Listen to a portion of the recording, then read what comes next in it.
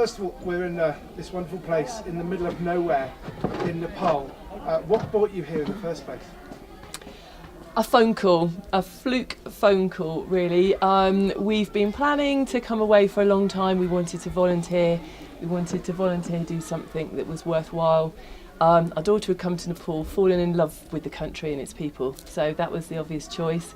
And we just made a phone call to Community Action Nepal one day because they were sort of asking for volunteers, and it seemed to suit our skill set, and the rest, as they say, is history. So what are your skill sets? Okay, so I'm a plumber and heating engineer and work in construction in the UK, and that had some attraction to Community Action Nepal because of the devastation made by the earthquake. And your skill sets? I was a nursery school teacher many years ago, but so having had that sort of position, that role before, obviously the two of us as a package, I think, was fairly attractive to them.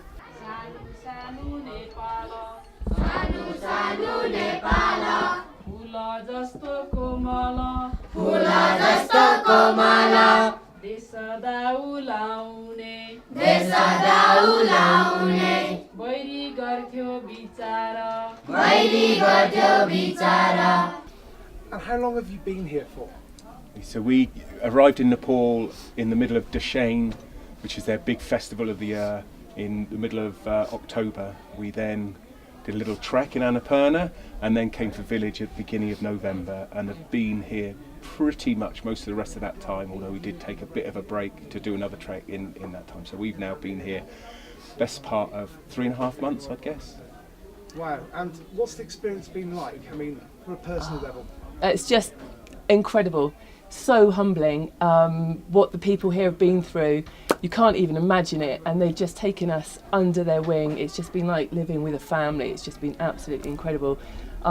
Teaching in the school, for me, I've made connections with the children, the local people.